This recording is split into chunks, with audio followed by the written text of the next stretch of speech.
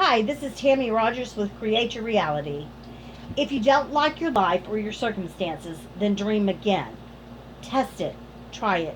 Conceive yourself to be one that you want to be and remain faithful to your conception. For life here is only a training ground for image making.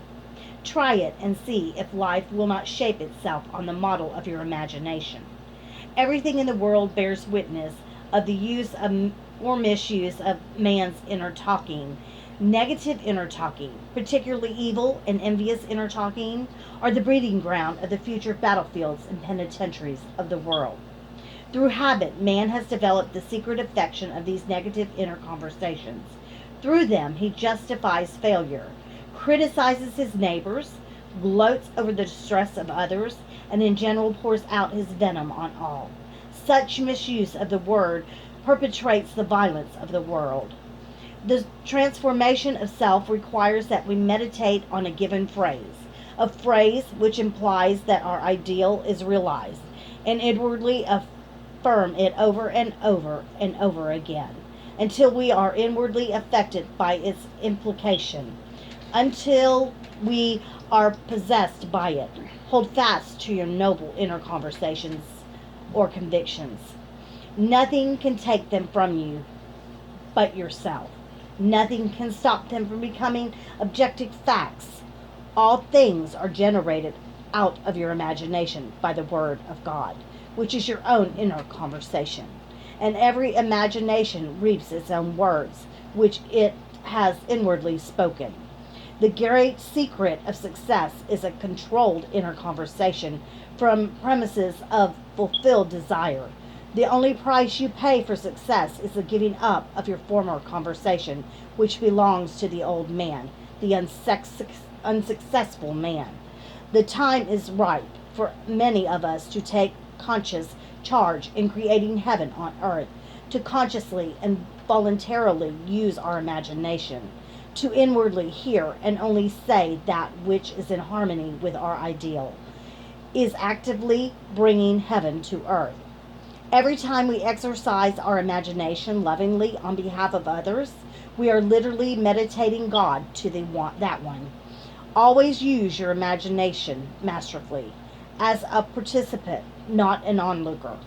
In using your imagination to transform energy from the mental, emotional level to physical level, extend your senses, look and imagine that you are seeing what you want to see, that you are hearing what you want to hear, and touching what you want to touch.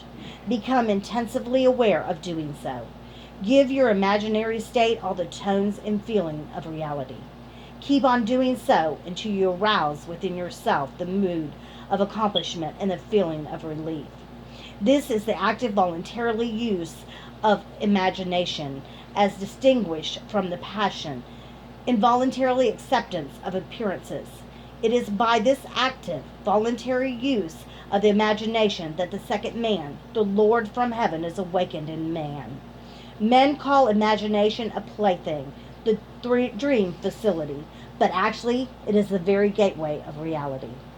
Imagination is the way to the state desired. It is the truth of the state desired and the life of that state desired. Could you realize this fully? Then would you know that what you do in your imagination is the only important thing? Within the circle of our imagination, the whole drama of life is being enacted over and over again. Through the bold and active use of the imagination, we can stretch out our hand and touch a friend 10,000 miles away and bring health and wealth to the perished lips of his being. It is the way of everything in the world. How else could we function beyond our fleshly limitations? But imagination demands of us a fuller living of our dreams in the present.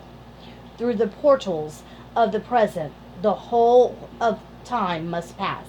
Imagine elsewhere as here, and then as now. Try it and see. You can always tell if you have succeeded in making the future dream a present fact by observing your inner talking. If you are inwardly saying what you would abilitly say, you physically present and physically moving about in that place, then you have succeeded.